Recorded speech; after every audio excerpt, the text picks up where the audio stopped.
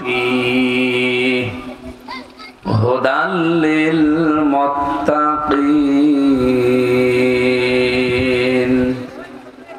صدقت يا ربنا اللهم صل على سيدنا مولانا محمد وعلى آل سيدنا مولانا। এই যে রমজান মাস চলছে, এই মাসে আল্লাহ এই কোরআন দিয়েছিলেন। আজকে মনে হয় 24 তারিখ নাকি, আর মাত্র 2 দিন পরে যে রাত আসতেছে 27শে রমজান। আমরা সবাই জানি যে ওই রাতে আল্লাহ কোরআনে কারীম নাযিল করেছিলেন, ইন্না আনজালনাহু ফি লাইলাতিল কদর। সুতরাং গুরুত্বপূর্ণ একটা জায়গা এবং সময় আমরা বসে আছি এমন একটা বিষয় শোনার জন্য। যদিও আপনাদের প্রধান অতিথি বলছিলেন কষ্ট আসলে হয়েছে, আমি তো এখানে 11টায় ওঠার কথা, আমি 11টার সময় এসে বসে আছি।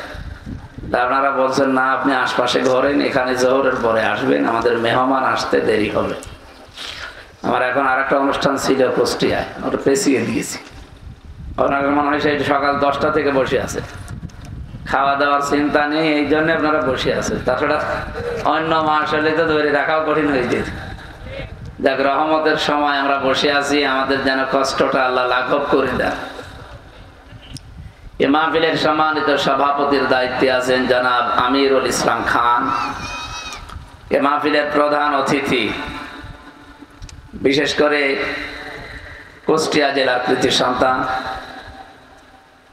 জনাব অবসরপ্রাপ্ত lieutenant general SM Motiur Rahman Jewel সাহেব, রাজবাড়ী জেলার মানুষ না, দামাত বারকাতুহুমুল আলিয়া। বিশেষ অতিথি জনাব আফজাল হোসাইন, সাবেক ভাইস চেয়ারম্যান কুমারখালী উপজেলা পরিষদ। প্রধান মেহমান আলহাজ আনোয়ার খান, বিশেষ মেহমান নজরুল ইসলাম,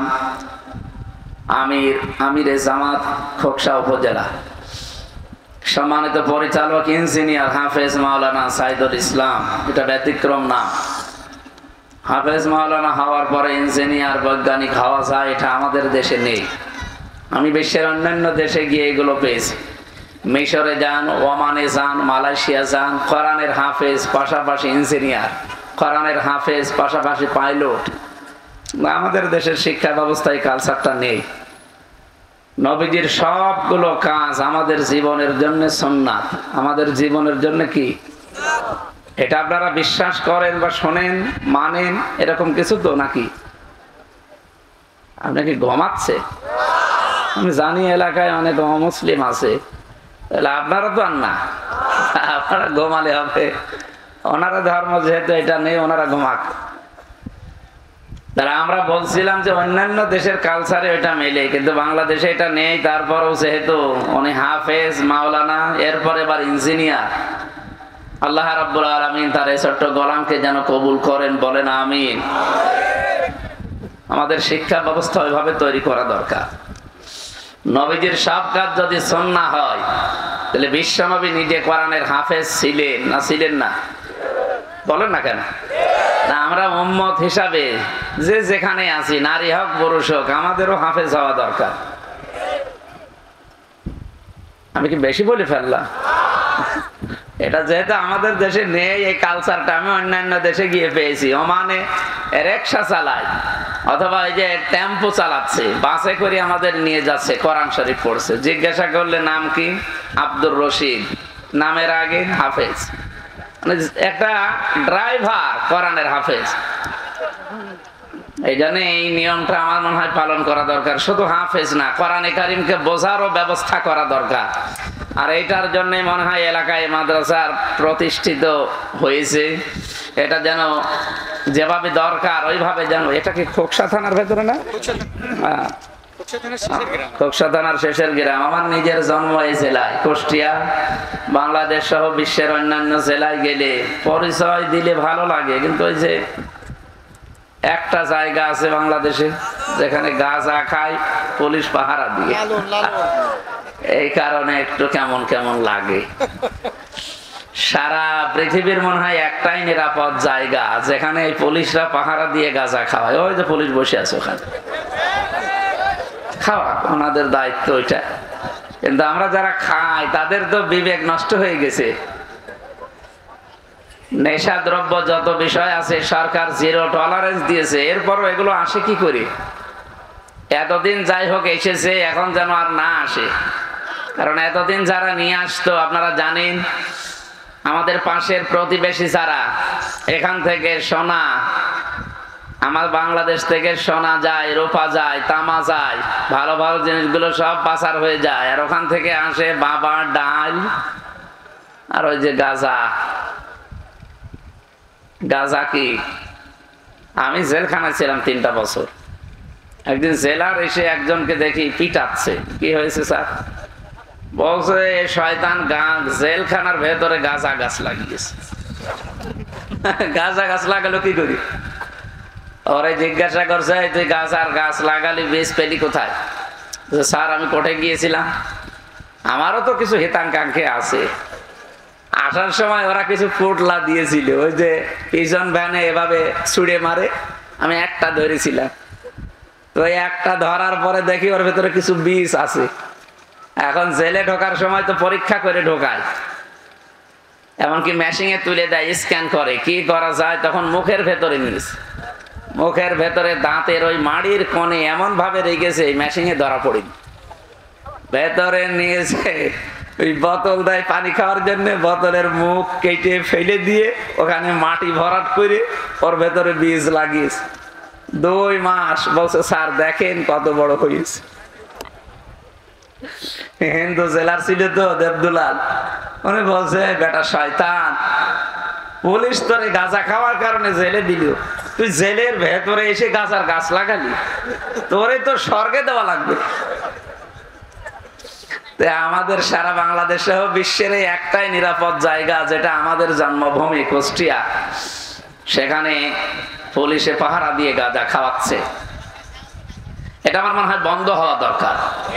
বাংলাদেশে যেহেতু অনেক কিছু সংস্কার চলছে, এইটাও সংস্কার করে এখানে আল্লাহর ওলি যদি উনি হয়ে থাকে, ওনার কবরটা সংরক্ষণ করে রাখে, মানুষ দেশ দেশ থেকে আসবে, ওনার আল্লাহর কাছে ক্ষমা চাবে।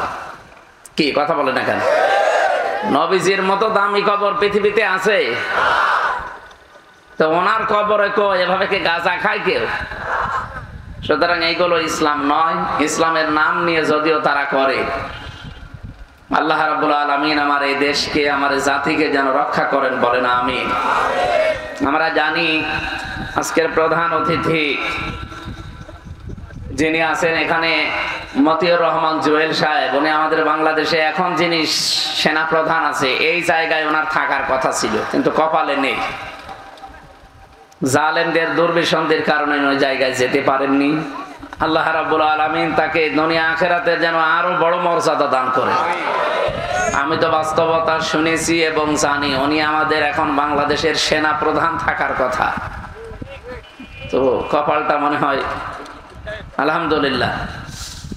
মঞ্চে বসা যারা, বিশেষ করে আমার এই পরিচিত ভাই সাইদুল ইসলাম আসাদ, সাইদ ভাই সহ সামনে বসা মুসলমান ভাইরা, পর্দার আড়ালের সম্মানিতা মা এবং বোনেরা, আমি আসার সময় শুনছিলাম এলাকায় অমুসলিম বেশি, হিন্দু ভাইরা আশপাশে অনেক গ্রামে আছে, তারা অন্য যারা এসেছেন অন্য ধর্মের, তাদেরকে ওয়েলকাম জানাচ্ছি। কালকে আজকের এই অনুষ্ঠান শুধু মুসলমানদের জন্য না, এটা মুসলমানদের জন্য না, মানুষের জন্য। যেহেতু আপনারা মানুষ, আশপাশে যদি এসে থাকেন, আপনাদেরকে ওয়েলকাম জানাচ্ছি, আসেন। কোরআনে কারীম এটা যেহেতু সবার জন্য, পৃথিবীর অন্যান্য ধর্মগ্রন্থের মতো না এটা, যে তাদের ধর্মীয় গুরু, ঠাকুর, পুরোহিত ছাড়া কেউ পড়তে পারবে না। না, কোরআন শরীফ সবার জন্য ওপেন। আপনি এর কাছে আসবেন, যদি মানুষের মন নিয়ে আসেন, আল্লাহর কসম আপনাকে আল্লাহ হেদায়েত দিয়ে দেবে। এই এখানে কথা বলা যাবে না ভাই, বসে বসে পরে যাবেন। ঠিক আছে, যান যান যান। মানে 3 ঘন্টা বসে আছে, একজন মারা গেছে, তারপরেও ছেড়ে দিলাম, যা। সম্মানিত কুষ্টিয়াবাসী বা রাজবাড়িবাসী, আমরা 2 জেলার, যেহেতু বর্ডার 2 জেলার মানুষ এখানে আছি।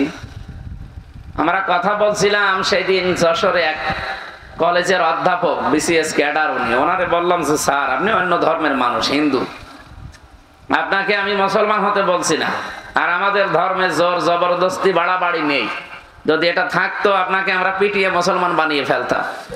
কারণ আমাদের দেশে ৯৬% আমরা মুসলমান, আর অন্য জাতি আছে মাত্র 4%।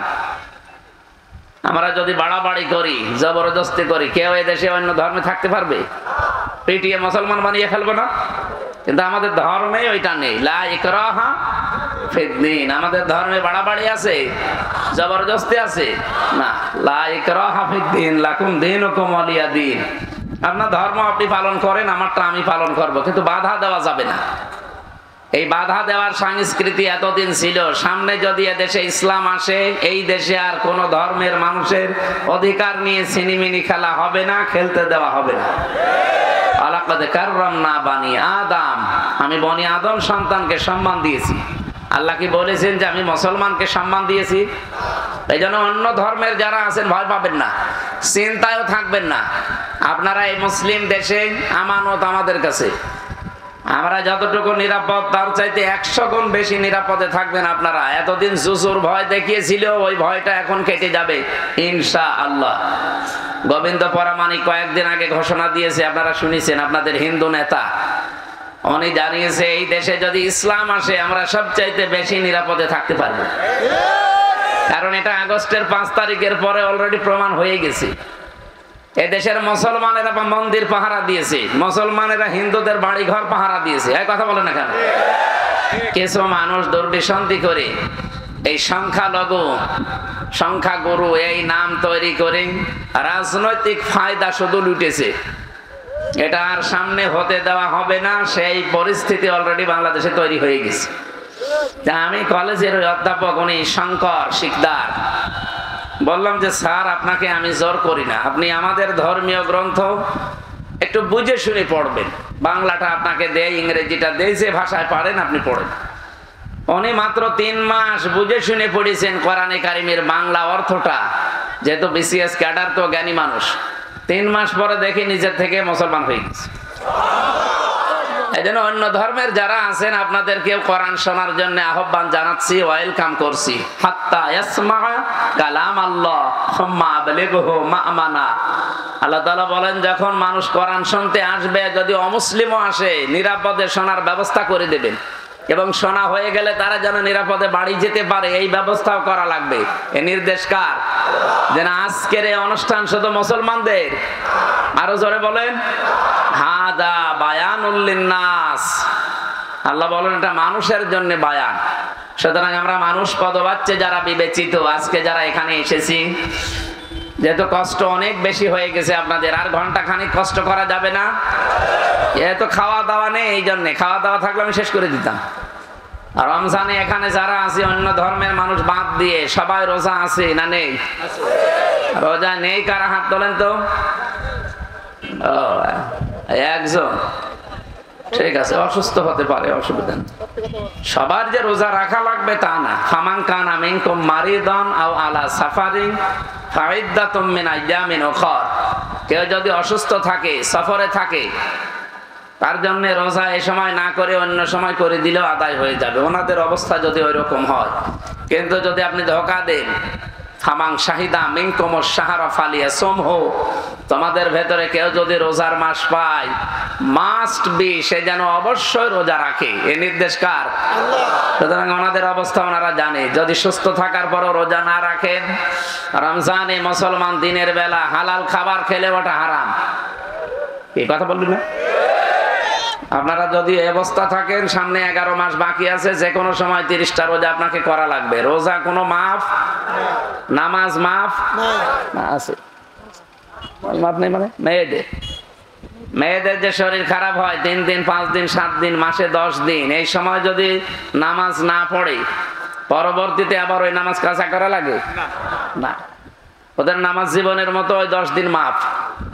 কিন্তু রোজা, এটা যদি এই 3 দিন, 5 দিন, 7 দিন করতে না পারেন, আপনার জন্য কিন্তু মাফ নেই।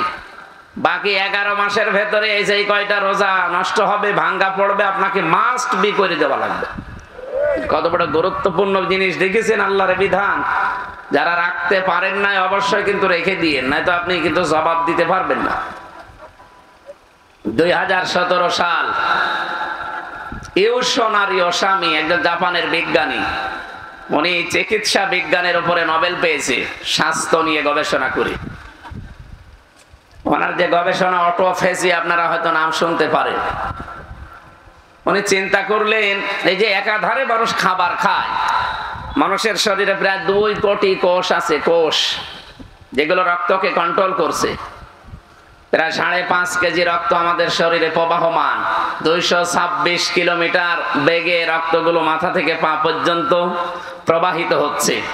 এগুলোকে রিফাইন করার জন্য যেগুলো গুরুত্বপূর্ণ ভূমিকা পালন করে তার নাম কোষ। তার নাম কি? এগুলো কয়টা? 2 কোটির উপরে আল্লাহ বানিয়ে দিয়েছে। কিন্তু একাধারে মানুষ যখন খাবার খেতেই থাকে তখন ওই কোষ পাশে আরো কিছু বৃদ্ধি হতে থাকে অতিরিক্ত। এই যে এখানে ফসল আপনারা লাগিয়েছেন, এটা মনে হয় রসুন না পেঁয়াজ? এই পেঁয়াজ আসল যেটা, ওর পাশে আগাছা নেই? এই কথা বলছেন না কেন? পেঁয়াজে আপনি সার দেন তাও হতে চায় না, আর আগাছা যত কাটেন আরো বাড়ে। আগাছা পরগাছার জ্বর বেশি না কম? ফসলের চাইতেও বেশি। এখন যেহেতু কোষগুলো আল্লাহর তৈরি করা, বাকি যেগুলো বৃদ্ধি হয় ওগুলোর জ্বর তুমি এত বেশি বেড়ে যায় যে আসল জিনিস নষ্ট হয়ে যায়। উনি চিন্তা করলেন এই কোষগুলো তো ক্ষতিকারক। শরীরের ভেতরে রক্তে প্রায় 5 প্রকার ক্যান্সার হয় আর 2 প্রকার টিউমার হয়। এই অতিরিক্ত কোষগুলোর দ্বারা মানুষের ভেতরে এই 2টা ক্ষতির সম্ভাবনা সবচাইতে বেশি। একটা হচ্ছে হয় তার ক্যান্সার হবে রক্তে, অথবা টিউমার হবে। এই রোগ থেকে তো মানবতাকে বাঁচানো লাগবে, মানব জাতিকে। চিন্তা ভাবনা করে উনি এই অটোফেজি আবিষ্কার করেছিলেন। আমরা যেটাকে সিয়াম বা রোজা বলে ডাকি। উনি দিলেন যে 29 দিন থেকে 30 দিন যদি কেউ দিনের বেলায় 12 থেকে 14 ঘন্টা না খেয়ে থাকতে পারে, আল্লাহর তৈরি করা আসল কোষগুলো তখন ক্ষুধার্ত হয়ে যায়, তখন খাবার পায় না, ওই আশপাশে অতিরিক্ত বৃদ্ধি হওয়া কোষগুলো তখন খেতে আরম্ভ করে।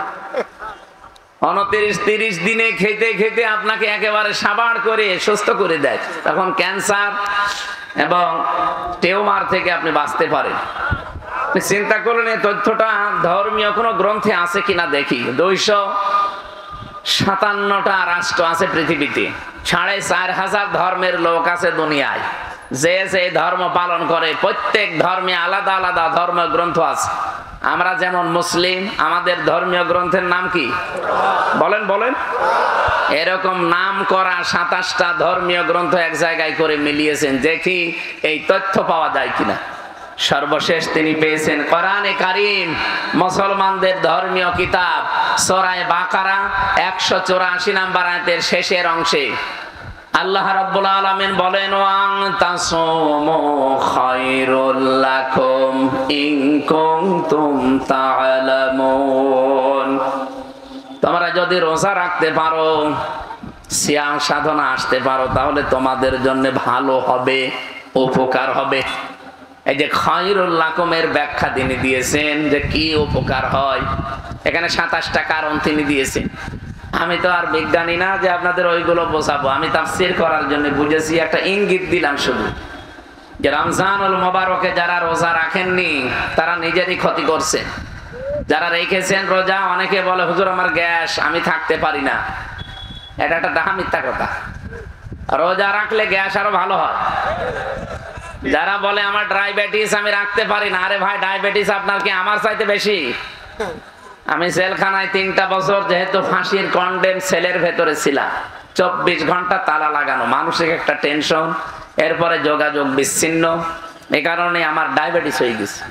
আমার ডায়াবেটিস অনেক ছিল 27, অথচ রোজা রেখে এই কয়দিনে মাপ দিয়ে দেখলাম 8 নেমে এসেছে।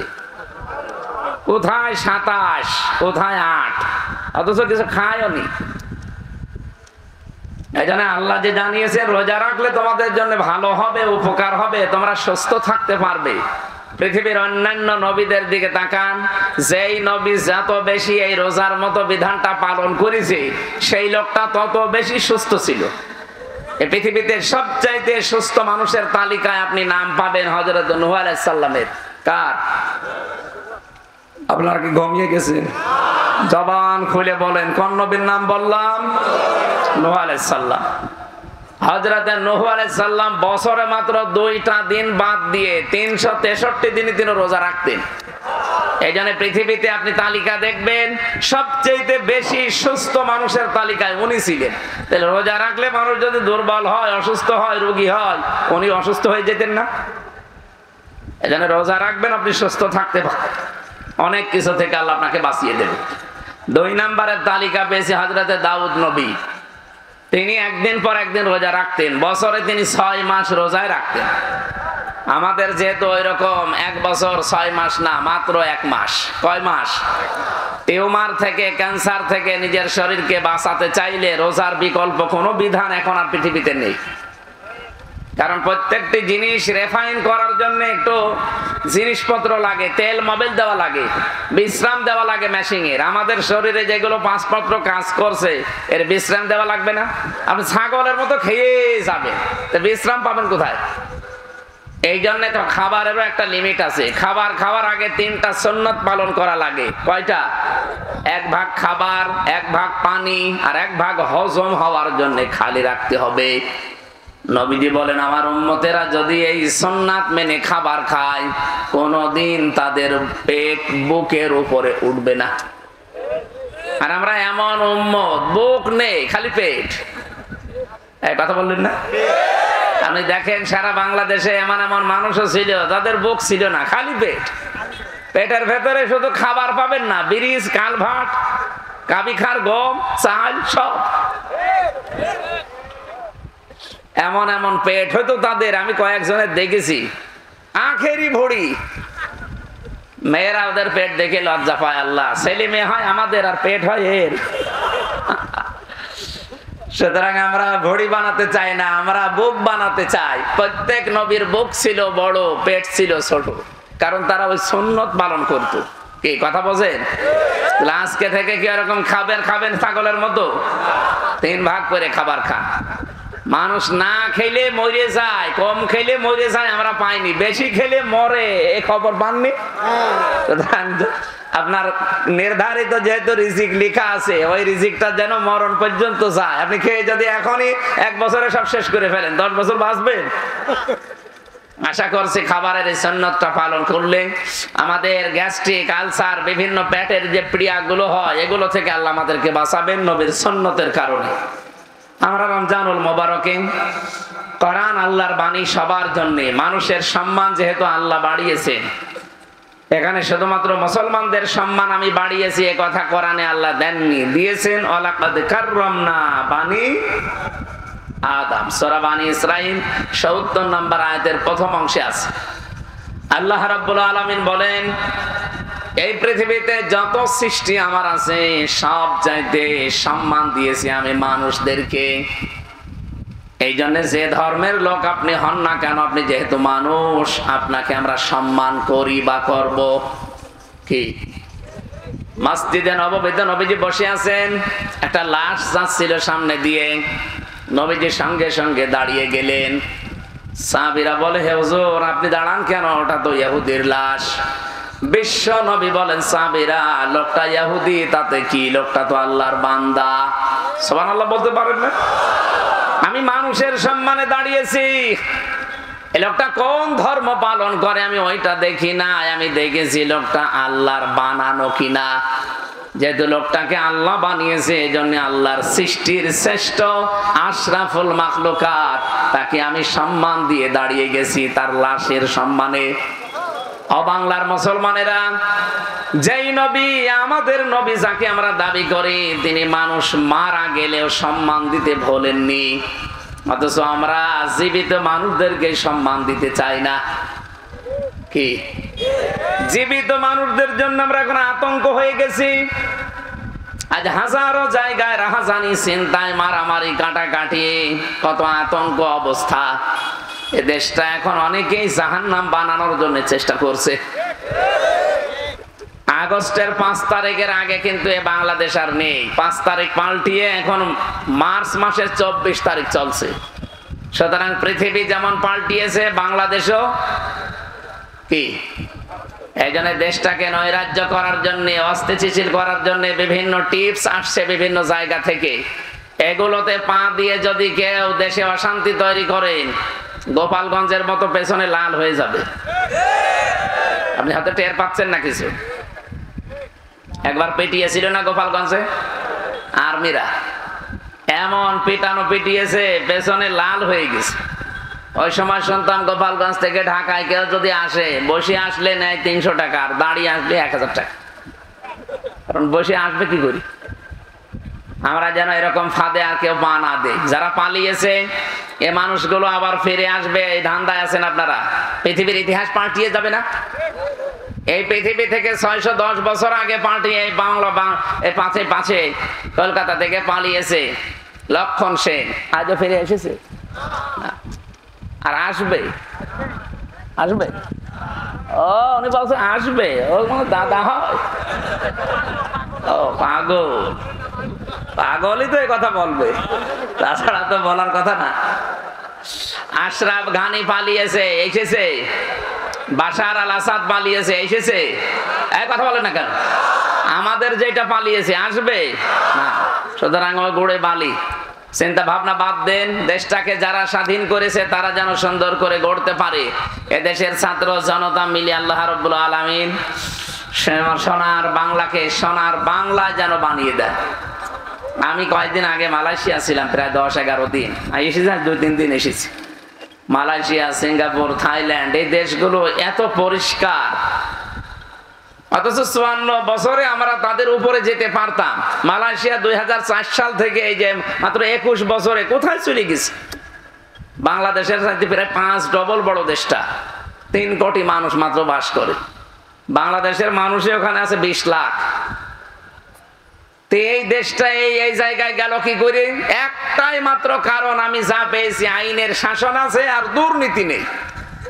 তারা আপনাদের মতো টাকা পাচার করে নাই। এ বাংলাদেশও দাঁড়িয়ে যেত, 54 বছর লাগতো না।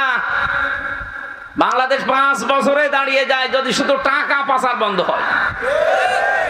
দুর্নীতিটা যদি বন্ধ হয়ে যেত দেশে, যে যেখানে যার আইন আছে ওই আইন ফলো করছে, ঠিক ওই দেশটা দাঁড়িয়ে গেছে। আমার আল্লাহর কোরআনে আল্লাহ যে আইনগুলো দিয়েছিলেন, এগুলো যদি আজ দেশে কায়েম থাকতো আর আইনের শাসন যদি প্রতিষ্ঠিত থাকতো, এ দেশটা কবে বাংলাদেশটা পৃথিবীর মানচিত্রে দাঁড়িয়ে যেত। তা আমরা পারি নাই, খালি মেগা প্রকল্প দিয়েছি আর মেগা ডাকাতি করেছি। এই কথা বললেন না? আপনি দেখেছেন এই রূপপুর, পাবনা, এখান থেকে একজন মানুষ মাত্র, আমি নাম নিলাম না, ৭৬,০০০ কোটি টাকা একজন মানুষ নিয়েছে। একটা দরবেশ ছিল দেশে, মাথার চুল থেকে পা পর্যন্ত পুরাটা সাদা, ৩৬,০০০ কোটি টাকা চুরি করেছে। এইভাবে যদি এতগুলো টাকা কেউ চুরি করে, তে দেশটা দাঁড়াবে কি করে? এই জন্য আমরা চাচ্ছি এমন ভাবে দেশটাকে দাঁড় করাতে যেন চুরি বন্ধ হয়। বলেন বলেন। আর চুরি বন্ধ হওয়ার জন্য যে আইন লাগবে, ওই আইনটা আল্লাহ কোরআনে ১৫০০ বছর আগে দিয়েছেন। আস-সারিকু ওয়াস-সারিকাতু ফাকতাউ আইদিয়াহুমা। আল্লাহ বলেন, চোর পুরুষ হোক নারী হোক, যদি সাক্ষ্য প্রমাণে ধরা পড়ে ওর হাত কেটে দাও। এই আইনটা যদি সে ৭১ সালে বাংলাদেশের সংবিধানে কায়েম করে দিতে পারতাম, সংসদে যদি জারি থাকতো, এই দেশে কত মানুষের হাত যে এভাবে ঝুলে থাকতো। এই কথা বললেন না? এই মানুষগুলোই বাংলাদেশের মানুষকে বোঝায় যেটা বর্বর আইন। আল্লাহর এই আইনকে তারা কি বলে? বর্বর আইন বলে। এই দেশে একজন বলেছিল, তিনি মারা গেছেন, সরঞ্জিত সেনগুপ্ত বাবু বলেছিল, মুসলমানদের কোরআনের এই আইনটা সূরা মাইদার ৩৮ নম্বর আয়াত, এটা একটা বর্বর আইন। বলেন নাউজুবিল্লাহ। কেন বলেছিল? কালো বিড়াল ধরা পড়েছিল। কারণ ওনার হাত ওই সময় থাকার কথা, যদি এই আয়াতটা সংসদে থাকতো। এক কথা বলেন না কেন? আমার ছোট দাদা সৌদিতে থাকে, উনি আমারে বলছিল, হামজা, আমি অজুখানায় দেখে একটা মোবাইল ঘড়ি পড়ে আছে। রব্বুল আলামিন এই রমজানুল মুবারকের জন্য এইটার নাম দিয়েছেন শাহরু রমাদানাল্লাযী উনজিলা ফীহিল কুরআন। আল্লাহ পাক বলেন, এই সেই মাস যার নাম রমজান। এখানে আমি তথ্য জানার জন্য বলছি, আলেম আছে না? ওরা কোরআন শরীফে কয়টা মাসের নাম আছে বলেন তো? কয়টা? না, মুহররম, সফর, রবিউল আউয়াল আছে? নেই। ওরা কোরআনে মাত্র একটা মাসের নাম আল্লাহ দিয়েছেন, তার নাম রমজান। 12টা মাসের নাম সূরা তাওবা একবারে আছে, কিন্তু নাম নেই। ইন্না ইদ্দাতাশ শুহুরি ইনদাল্লাহি 12 শাহরান ফি কিতাবিল্লাহ। আল্লাহ বলেন আমার কিতাবে আমি লিপিবদ্ধ করেছিলাম 12টা মাসের নাম, কিন্তু কি কি এটা আর বলেন নাই। একটা মাসের নাম শুধু কোরআনে আল্লাহ দিয়েছেন, নাম কি? আরো জোরে বলেন। রমজান শব্দের শাব্দিক অর্থ হচ্ছে জ্বালিয়ে দেওয়া, পুড়িয়ে দেওয়া, শেষ করা, মিটিয়ে ফেলা। 33টা অর্থ আছে। রমজান অলরেডি এখন চলছে।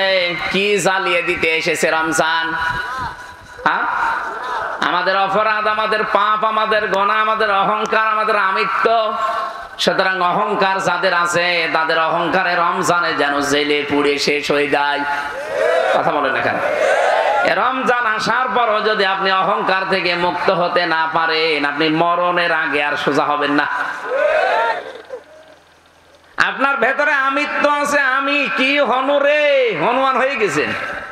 এইটা আপনার ভেতর থেকে রমজান আসার পরও যদি দূর না হয়, আপনি বিশ্বাস করে নিতে পারেন যে আপনি মরণের আগে আর সোজা হবেন না। আপনার ভেতরে শয়তানি যে কাজ কারবার গুলো উকি মারে, শয়তান তো এখন বাধা আছে, এরপরও আপনার দ্বারা শয়তানের কাজ কারবার হয়। শয়তানের কাজ কি? শয়তানের 1 নাম্বার কাজ হচ্ছে দুনিয়াতে শয়তান অপচয় করে বেশি। কি করে? আরো জোরে বলেন। আপনার জীবনে অপচয় আছে? এই যে বিড়ি খাওয়া, এটা অপচয়। কোন লাভ আছে বিড়ি খেলে আপনি বলেন তো? অনেকে বলে হয়তো টেনশন। আরে শয়তান, বিড়ি খেলে আরো টেনশন বাড়ে। কারণ আপনার একটাই খাবার দুনিয়াতে আছে যার গায়ে লেখা থাকে আমাকে খাবেন না। তার নাম কি? আমাকে খেলে কি হয়? তারপরও মানুষ খায়।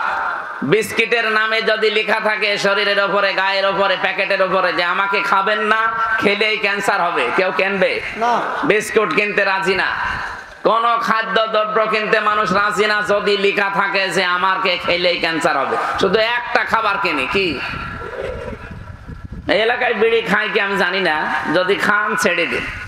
এটার দ্বারা কি লাভ আছে আপনার? আরো ক্ষতি। একদিকে নিজের আসল টাকা আপনি আগুন দিয়ে পুড়িয়ে ছাই করে দিলেন। কথা বলেন না কেন?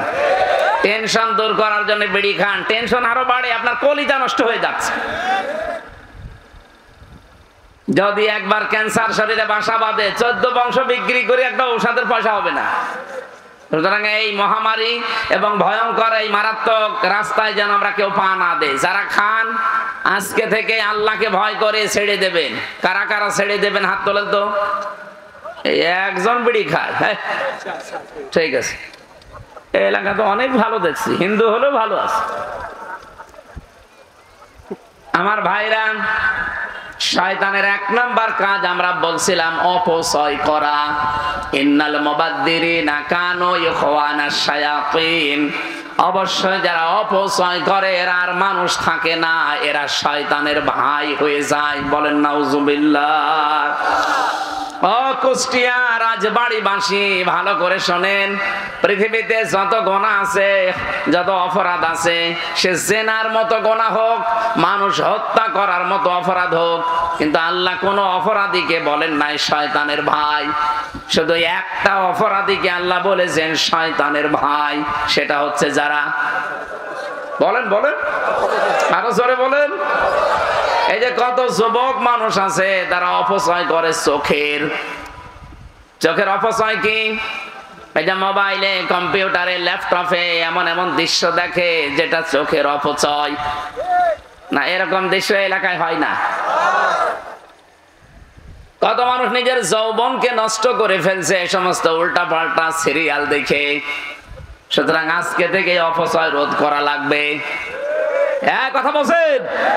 যেটা নিজের সামনাসামনি মানুষ দেখলে আপনি লজ্জা পান আর নিজে নিজে দেখলে আনন্দ পান, এইটা থেকে বিরত থাকা লাগবে।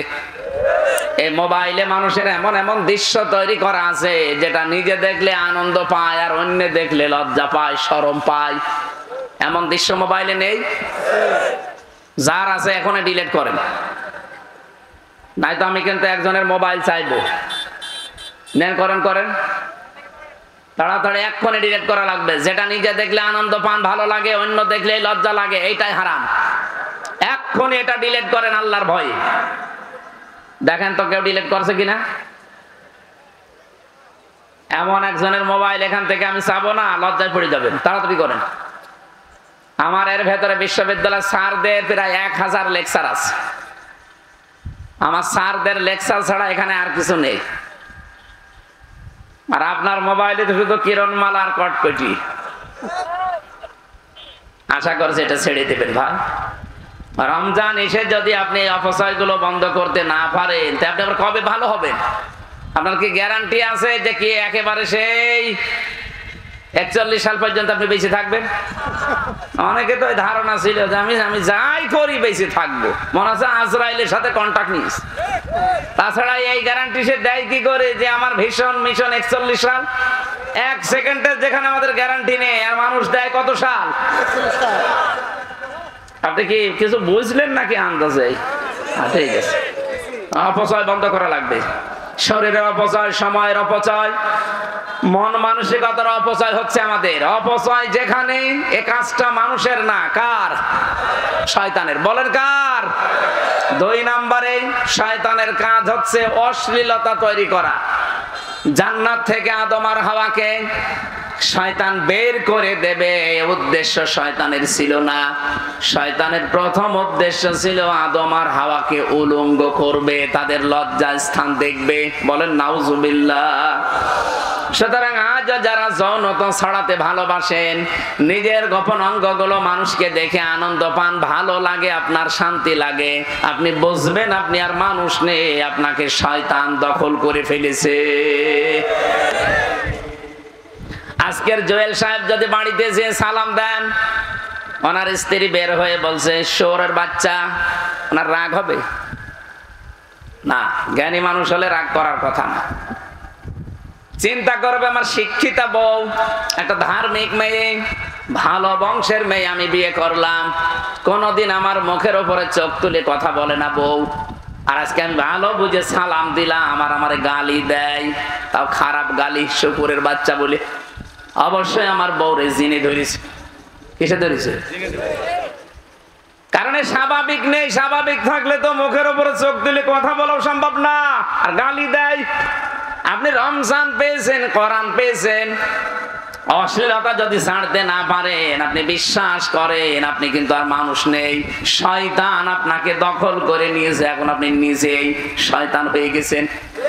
কারণ শয়তানের কাজ অশ্লীলতা ছড়ানো, যৌনতা ছড়ানো। এই কথা বলেন না কেন? যারা নিজের বউ, মেয়ে, বেটার বউ, বোন, মা, এদের সুন্দরী চেহারাকে মানুষকে দেখিয়ে শান্তি পান, আপনি সত্যি বিশ্বাস করেন আপনি দাজ্জুস, আপনি শয়তান। একটু সুন্দর হলে আরো সুন্দর করে সাজায়, বিউটি পার্লারে নিয়ে সাজিয়ে মোটরসাইকেলে নিয়ে যায় খোকসায়, মানুষকে দেখায় যে জিনিস আমার আছে। জিনিস আপনার আছে, আমি কি করব? বলেন, আপনার জিনিস আপনি দেখবেন। এই কথা বলেন না কেন? এই কাজ বন্ধ হওয়া লাগবে ভাই। রমজান এসেছে আমাদেরকে সংযমী করার জন্য, পরিবর্তনের জন্য। এই সমস্ত পরিবর্তন গুলো যদি 11 মাস আপনি পরিবর্তনের সিস্টেম নিতে না পারে, তো রমজান এসেই যাবে, রমজান চলে যাবে, আপনার কিছুই হবে না। কি কিছু হবে না? হবে না। শয়তানের আরো কাজ আছে। শয়তান হচ্ছে অহংকারী। আমার যতটুকু ধারণা, যারা এই 2024 সালের 5 আগস্টে পালিয়ে গেছে, একটা মাত্র কারণ, তারা অহংকারী ছিল। এক কথা বলেন না কেন? আপনি একটা জায়গা দেখান তো যেখানে তারা অহংকার করে নাই। ইউনিয়নের মেম্বার থেকে শুরু করে একেবারে সংসদের যিনি দায়িত্বে, প্রত্যেকটি জায়গায় দেখেন যে যেখানে ছিল সেখান থেকে তার ক্ষমতার অহংকার দেখিয়েছে। কেউ বসেছিল এলাকায়? কেউ বসেছিল? একটা চেয়ার পেলেই মনে হচ্ছে চেয়ারের গরমে এসে, যে যখন চেয়ারে থাকে সে তখন গিয়ারে থাকে। এই যে আমি এখন চেয়ারে আছি না, আমিও গিয়ারে আছি। স্যার এখন চেয়ারে আছে না, উনিও গিয়ারে আছে। কিন্তু চেয়ারে যারা বসে তাদের স্মরণ করা দরকার, পৃথিবীর কোন চেয়ার স্থায়ী না। কথা বলেন না কেন? যেখানে যে চেয়ারে বসেন না কেন সঙ্গে সঙ্গে আগে মনে রাখবেন যে আমাকে এখান থেকে ওঠা লাগবে। আমি এই যে বসলাম, চেয়ার আমাকে কিন্তু কানে কানে বলেছে যে বেশি সময় না, মাত্র 1 ঘন্টা 1.5 ঘন্টা, এরপরে নেমে যাওয়া লাগবে। কি কথা বললেন না কেন? কারণ এরপরে এমন এমন ব্যস্ততা, এমন এমন শিডিউল করা আছে যেখানে যাওয়াই লাগবে। যদি এখন শুরু হওয়ার কথা কুষ্টিয়া শিল্পকলা, সেই তো বাদ দিয়ে এখানে করছি, এখানে 1-1.5 ঘন্টা লস হলে ওখানে যে ওঠা লাগবে না? ওই চেয়ারে বসে কি আমি একেবারে রাত 10টার মধ্যে থাকতে পারবো? মাগরিবের পর আমার আর একটা অনুষ্ঠান আছে। যে চেয়ারে বসে পৃথিবীর কোন চেয়ার কারো জন্য স্থায়ী না। একটা চেয়ার স্থায়ী, শুধু হাসিনারটা না, ও তো চেয়ারে হারিয়ে ফেলিস। কোনটা? আল্লাহ বলেন আসমান জমিন পরিব্যাপ্ত একটা চেয়ার আছে। ওই চেয়ার কার? ওই চেয়ারের কোনো পরিবর্তন নেই। সুতরাং একটা বাদ দিয়ে পৃথিবীর কোন চেয়ার যেহেতু স্থায়ী না, চেয়ারে বসলেই লাভ দেওয়া যাবে না। আজ কিছু মানুষ নতুন নতুন চেয়ার পেয়েছে তো পাগল হয়ে গেছে, মনে হচ্ছে কি হনরে হনুমান হয়ে গেছে। চেয়ার থেকে যে কিছুক্ষণ পরে নামা লাগবে ওইটা আর মনে নেই। সুতরাং অহংকার যারা করেন, সে চেয়ারের হোক, টাকা পয়সার হোক, যারই হোক, অহংকার এটা মানুষের না শয়তানের? আরো জোরে বলেন। শয়তান অহংকার করেছিল জান্নাতের ভেতরে। হযরত আদম আর হাওয়াকে সেজদা দেওয়ার জন্য আল্লাহ আদেশ দিয়েছিল, বলেন না আনা খায়রুম মিনহু খালাকতানি মিন নারি ওয়া খালাকতাহু মিন তিন। তুমি আমাদেরকে আগুন দিয়ে বানিয়েছো আর ওদেরকে বানিয়েছো মাটি দিয়ে। আগুনের কাজ উপরে ওঠা, মাটির কাজ নিচে যাওয়া। সুতরাং উপরের জিনিস নিচের জিনিসের কাছে মাথা নত করতে পারে না। এটা বিজ্ঞানের সাথেও মেলে না, মোস্ট আনসাইন্টিফিক। বলেন নাউজুবিল্লাহ। আল্লাহকে যুক্তি দেখাচ্ছে। আল্লাহ রাব্বুল আলামিন এই অহংকারের কারণে এত বেশি রেগে গেলেন, তাকে আল্লাহ ওই দিন থেকে 2টা জিনিস থেকে বঞ্চিত ঘোষণা দিলেন যে কোনদিন তোকে আমি 2টা জিনিস দেব না। কয়টা? বলেন বলেন। ক্বালা ফাহবিত মিনহা ফামা ইয়াকুনু লাকা আন তাতাকাব্বারা ফিহা ফাখরুজ ইন্নাকা মিনাস সাগিরিন। সূরা আরাফের ভেতরে আছে, আল্লাহ পাক বলেন শয়তানকে ওই দিন আমি 2টা জিনিস থেকে বঞ্চিত করে দিয়েছি। 1 নম্বরে বললাম কোনদিন তোকে আমি জান্নাতে দেব না। 2 নম্বরে কোনদিন তোকে আমি আল্লাহ ক্ষমা করব না। এই জন্য পৃথিবীতে যারা অহংকারী তাদেরকে আল্লাহ 2টা জিনিস কোনদিন দেবেন না। 1 নম্বরে তাদের মাফ নেই, 2 নম্বরে তারা জান্নাত যাবে না। কথার অর্থ বোঝেন আপনি? আমাদের ভেতরেও যদি কারো এই রোগ এসে যায়, তৈরি হয় যে আপনি অহংকার আছে ভেতরে, সে লেখাপড়ার অহংকার হোক, টাকা পয়সার হোক, চেহারার হোক, বংশের হোক, প্রভাব প্রতিপত্তির হোক, ক্ষমতার হোক, যে কোনো অহংকার যদি কারো ভেতরে বাসা বাঁধে, কয়টা জিনিস সে বঞ্চিত হবে? আরো জোরে আর একবার বলেন। আর একবার। 1 নম্বরে কোনো দিন আল্লাহ তাকে ক্ষমা, বলেন বলেন। 2 নম্বরে সে কোনো দিন জান্নাতে যাবে। এই জন্য অহংকারী যারা, তাদের একুলও শেষ, আখেরাতও শেষ। এখনো যেহেতু তাওবার দরজা বন্ধ হয়ে যায়নি, অহংকারী যারা আছেন, সে যে কোনো জিনিসের অহংকারী হোক, আমি আবার বলছি, রূপের হোক, লেখাপড়ার হোক, সম্পদের হোক, ক্ষমতার হোক, চেয়ারের হোক, অহংকার যাদের ভেতরে বাসা বেঁধেছে, আপনি এই মুহূর্তে নিজেকে পাল্টান। এখনই তাওবা করে জীবনের মতো ফিরে আসেন, তারপরও আল্লাহর মাফ আপনি পাবেন, জান্নাত পাওয়ার আশা করা যায়।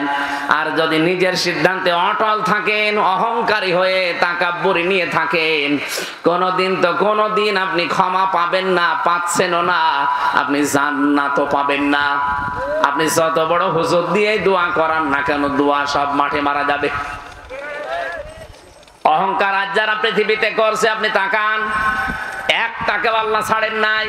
আপনি মনে করছেন ইসরাইল অহংকার করে একেবারে ঘাড় মোটা করেছিল, আজকে দেখেছেন সকালবেলার দৃশ্য। সারা বিশ্বের মুসলমানেরা কিন্তু অনেকে এখন এক হয়ে যাচ্ছে।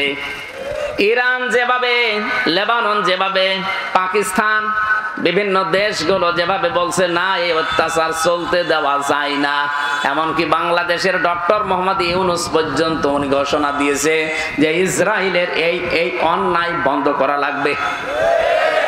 এতদিন কিন্তু আমরা কথা বলি নাই, সৌদি আরবও কথা বলতো না, এখন বলছে, কারণ পৃথিবীর মানচিত্র তারা পাল্টিয়ে ফেলেছে। আমরা এতদিন তালিকা দেখেছিলাম পৃথিবীর নিকৃষ্ট জাতি, ১ নম্বরে ছিল মুশরিকরা, কারণ ওদের দ্বারা মানবতার সবচেয়ে বেশি ক্ষতি হতো। এখন আপনি তালিকা দেখবেন, ইন্টারনেটে সার্চ দেন, তামাম পৃথিবীর সবচাইতে নিকৃষ্ট মানুষের তালিকা হচ্ছে তারা ইহুদি। কি বলেন বলেন?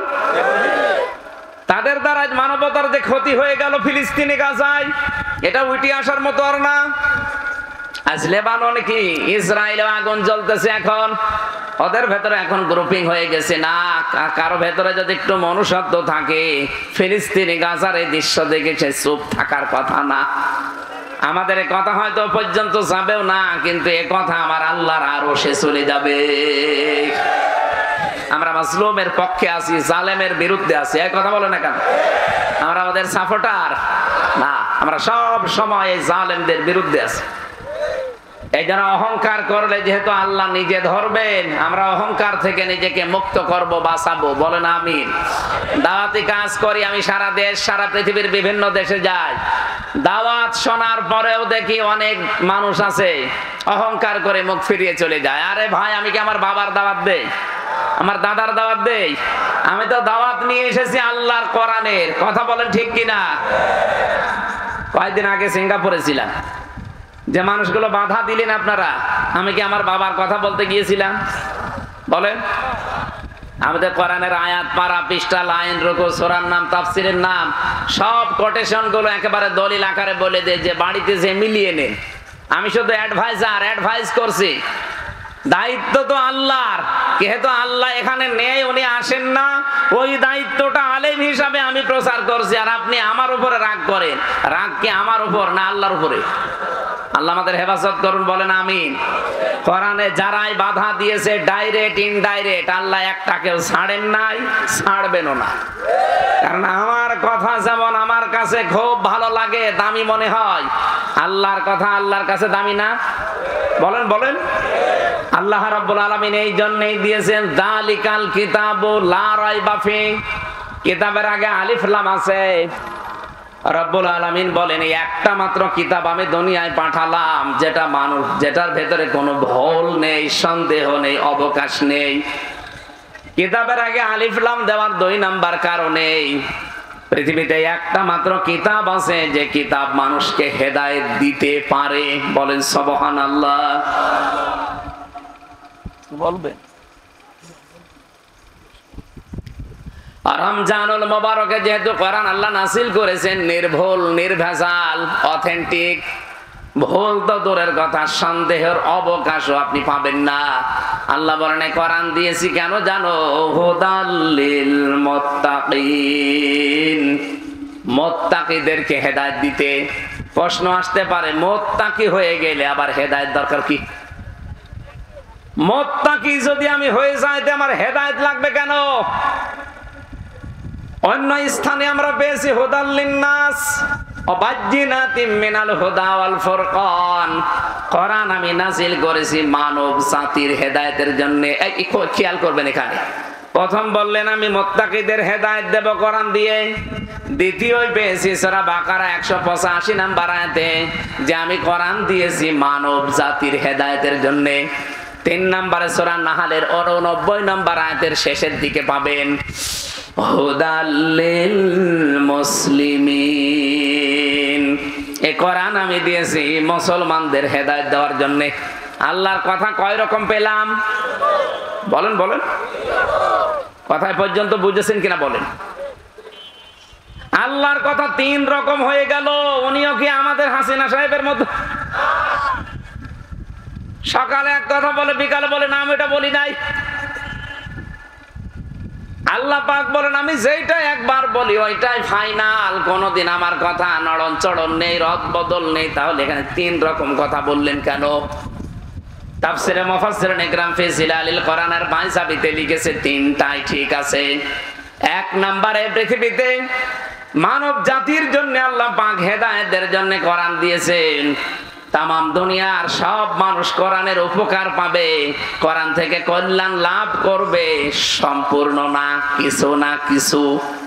এই জন্য দেখবেন পৃথিবীর বহু মানুষ আছে কোরআন মানে না, বিশ্বাস করে না, কিন্তু কোরআনে কারিমের কিছু নিয়ম তারা মেনে তারা আবার শান্তিতে আছে। আজ পৃথিবীর অন্যান্য ধর্মের দিকে তাকান, তারা কি কোরআন বিশ্বাস করে? বলেন না কেন? কোরআন মানে, কোরআন যে আল্লাহর পাঠানো কিতাব এটাও তারা বিশ্বাস করতে চায় না, কিন্তু কোরআন থেকে কিছু নিয়ম তারা উপকারের জন্য পারিবারিক জীবনে আর রাজনৈতিক জীবনে তারা নিয়েছে। এটা রেকর্ড হচ্ছে, এই কারণে বলছি। শুধু এই কয়েকজন মানুষ আমার সামনে না, এখন বাংলার 18 কোটি মানুষ আমার সামনে। এটা কালকে সারা বাংলাদেশে ছড়াবে। আপনি দেখেন পৃথিবীর ময়দানে যারা অমুসলিম, এই যে আপনাদের পাশের গ্রামে হিন্দু, এই হিন্দু ভাইরা কোরআন বিশ্বাস করে না, কোরআন মানেও না, কিন্তু কোরআন থেকে যে একটা নিয়ম আছে বিবাহ, বিবাহের কথা কোরআনে নেই? আমিন আয়াতিহি আন খালাকালাকুম মিন আনফুসিকুম আজওয়াজাল লিতাসকুনু ইলাইহা ওয়া জাআলা বাইনাকুম মাওয়াদ্দাতাও ওয়া রাহমা ইন্না ফি যালিকা লাআয়াতান লিকাউমিন ইয়াতাফাক্কারুন। আল্লাহ বলেন আমার বহু নিদর্শন দুনিয়া আছে, এর ভেতরে অন্যতম নিদর্শন এই যে আমি তোমাদের থেকে তোমাদের জোড়া তৈরি করেছি, স্বামীর থেকে স্ত্রী বানিয়েছি। কেন বানালাম? কারণ তার কাছে তুমি শান্তি স্বস্তি এগুলো ফিরে পাবে। তাহলে বিবাহের এই ক্ষেত্রটা ওরা কোরআন থেকে নিয়েছে এই কারণে, কারণ দেখছে পরিবার সমাজ এবং রাষ্ট্রের স্থিতিশীলতা ঠিক রাখার জন্য বিবাহের বাইরে দুনিয়াতে আর কোনো নিয়ম নেই। এই জন্য সব ধর্মে বিবাহ কম বেশি আছে না নেই? ওরা কি বিবাহ করে কোরআনের নিয়ম মতো? বলেন বলেন। কারণ মেনে চলছে তাদের নিজেদের উপকার পাওয়ার জন্য। কোরআনের এই বিধানটা মানার কারণে, এমনকি কোরআনের এই বিধান নবীজি নিজে দেখিয়েছেন, আর নিকাহু মিন সুন্নতি ফামান রাগিবা আন সুন্নতি ফালাইসা মিন্নি। বিবাহ করা আমার সুন্নাত, যে ব্যক্তি আমার এই সুন্নাত থেকে মুখ ফিরিয়ে নেয় সে যেন আমি নবীর উম্মত থেকে খারিজ হয়ে যায়। তাহলে এখান থেকে একটা বিষয় আমরা পরিষ্কার যে বিবাহ করা একটা ইবাদত, বিবাহ করা একটা নিয়ম, হাদিসের নিয়ম। কথা বলেন ঠিক কিনা? অন্যান্য ধর্মের মানুষেরা কোরআন বিশ্বাস করে না, কিন্তু এই নিয়মটা বিশ্বাস করে, মানে, কারণ তাদের অস্তিত্বকে তাদের জাতিকে ঠিক রাখার জন্য এটা দরকার পারিবারিক জীবনে। এই জন্য প্রত্যেকটি ধর্মে এটা আছে। 2 নম্বরে রাজনীতি। আপনি দেখবেন বিশ্বের অন্যান্য দেশে রাজনৈতিক যে নিয়ম নীতি, আমেরিকার দিকে তাকান, 200 প্রায় কত 44 বছর চলছে, 241 বছর, 241 বছর একাধারে চলছে আমেরিকা। গণতন্ত্রের নাম বলে তারা, সমান অধিকারের নাম বলে তারা, কিন্তু আজ পর্যন্ত কোনো দিন আপনি শুনেছেন যে আমেরিকার প্রেসিডেন্ট কোন মহিলা? কথা বলেন না কেন? কেন নেই? নবীজির হাদিস হচ্ছে, কোরআনের আয়াত হচ্ছে, আর রিজালু কাওয়ামুনা আলান নিসা, পুরুষকে বানিয়েছি আমি নেতা। পুরুষ বলেন বলেন, আর মেয়েদের বানালাম তাদের আজ্ঞাবহ। আর হাদিস হচ্ছে লা ইফলিহা কওমুন আল্লাহু আমরহুম ইমরাআতান, পৃথিবীতে ওই জাতি কখনো সফল হতে পারে না যেই জাতির নেতৃত্ব দিচ্ছে কোন মহিলা। ওরা নবীর কথা বিশ্বাস করে না, কোরআন বিশ্বাস করে না, কিন্তু কোরআনের এই নবীর এই নিয়মটা ওরা মানে। এজন্য আজ পর্যন্ত 241 বছর পার হয়ে চলে যাচ্ছে, কোনদিন ওরা আমেরিকায় মেয়ে লোককে প্রধানমন্ত্রী বানায়নি। কথা বলেন না কেন? ওরা জাতে মাতাল হলো তাহলে ঠিক আছে, কারণ জানে সফল হতে হইলে মেয়েদেরকে সামনে দেওয়া যাবে না। কিন্তু আমরা জাতেও মাতাল তালেও মাতাল। এই কথা বলেন না কেন? এই 54 বছরে দেশটা স্বাধীন করেছে কি দেশ চালিয়েছে পুরুষ মানুষ বেশি না মহিলা? নবীর এই হাদিস যদি আপনি না মানেন সফল হতে পারবেন? ওরা মেনে নিয়েছে। দেখেন ট্রাম্পের মতো একটা মানুষকে প্রধানমন্ত্রী বানিয়েছে, কমলা হ্যারিসের মতো এত বড় শিক্ষিতা মেয়েকে তারা দায়িত্ব দেয়নি, কারণ জানে মুহাম্মদ রাসূলুল্লাহর কথা ওরা বিশ্বাস করে না, মানেও না, কিন্তু বাস্তবে দেখেছেন চুরি চুরি করে মানতেছে, কারণ জানে যে মেয়েরা আসলে উলট পালট হয়ে যাবে, এ দেশের অস্তিত্ব আর থাকবে না। কারণ মেয়ে লোকের বুদ্ধি যতই হোক পুরুষের অর্ধেক। কি কথা বলেন না কেন? এটাকে আমার বানানো, বিজ্ঞান এখন আবিষ্কার করে দেখাচ্ছে মেয়ে লোককে আল্লাহ পুরুষের অর্ধেক বুদ্ধি দিয়েছে। এই জন্য আমরা আরো পেছিয়ে যাই। আমরা উপরে যেতে পারতাম যদি 54 বছরে পুরুষ মানুষ আমাদের দায়িত্বে থাকতো এবং ওটা যদি আল্লাহওয়ালা হতো। কথা বলেন ঠিক কিনা? হযরত ওমর আল্লাহওয়ালা ছিলেন না? এক কথা বলেন না কেন? এই যে রোজার যে 27টা শিক্ষা পাওয়া যায়, তার ভেতরে অন্যতম শিক্ষা হচ্ছে রোজা জবাবদিহিতা তৈরি করে দেয়। বাংলাদেশে 1628 জন মানুষ দায়িত্বে ছিল।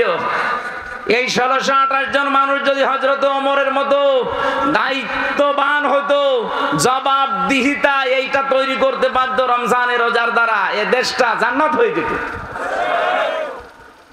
খলিফাতুল মুসলিমিন হযরত ওমর দেশের প্রধান, উনি একটা হিসাব করছিলেন বাতি জ্বালিয়ে লম্প জ্বালিয়ে। দেশের প্রধান বিচারপতি হযরত আলী আসলেন, ডাক দিয়ে বললেন, আলী তুমি আমার কাছে আসলে, প্রধান বিচারপতি তুমি দেশের, বলো তো তোমার ব্যক্তিগত কোনো কারণে না রাষ্ট্রীয় কোনো কারণে? হযরত আলী বললেন, না আমি রাষ্ট্রের কোনো বিষয় নিয়ে আসি নাই, এসেছি আমার নিজের ব্যক্তিগত পারিবারিক জীবনের একটা সমস্যা আপনাকে জানাতে। উনি সঙ্গে সঙ্গে বাতিটা লিভিয়ে দিলেন। হযরত ওমরের বাতি লেভানো দেখে হযরত আলীর মন খারাপ হয়ে গেল যে কি আমি দেশের প্রধান বিচারপতি, আমাকে দেখে আরো বাতি জ্বালাবে কি, আরো লিভিয়ে দিল। হযরত ওমর বললেন, আলী রাগ করবেন না, আমি কিন্তু আপনাকে জিজ্ঞাসা করেছি প্রথমে যে আপনি এসেছেন কেন। আপনি যদি বলতেন যে আমি রাষ্ট্রের কাছে এসেছি তাহলে আমি বাতি জ্বালিয়ে রাখতাম, কারণ আমি যখন হিসাব করছি এই হিসাবটা রাষ্ট্রের জনগণের তেল পুড়িয়ে আমি রাষ্ট্রের হিসাবে ব্যস্ত আছি। আপনি এসে পারিবারিক জীবনের গল্প করবেন আর রাষ্ট্রের তেল পুড়তে থাকবে, আমি কিয়ামতে জবাব দেব কি? হযরতে আলী বলেন, কথাটা শোনার পরে আগে যে রাগ হয়েছিল এখন যেন শ্রদ্ধা ভক্তি আমার আরো 100 গুণ বেড়ে গেল। যে মানুষ এত সেনসিটিভ থাকতে পারে, এত সেনসিয়ার থাকতে পারে নিজের দায়িত্ব সম্পর্কে, যে একজন প্রধান বিচারপতি এসেছে দেশের, তার সাথেও গল্প করতে রাজি না রাষ্ট্রের সম্পদ নষ্ট করি। বাংলাদেশে যদি এরকম মানুষ আমরা 1628 জন পেতাম, এ দেশটা মিনি জান্নাত হয়ে যেত। রমজান কিন্তু ওইটা শিক্ষা দেওয়ার জন্য এসেছিল, কিন্তু ওই রকম মানুষকে আমরা 54 বছরে পেয়েছি না? মানে মাওলানা মতিউর রহমান নিজামী রহমাতুল্লাহ আলাইহি মন্ত্রণালয় চালিয়েছে বাংলাদেশে, দুইটা মন্ত্রী চালিয়েছে উনি নিচে। দায়িত্ব পালন করার পরে 36 টাকা বেশি ছিল, টাকাটা রাষ্ট্রের কোষাগারে ফেরত দিয়েছে। নেই মানে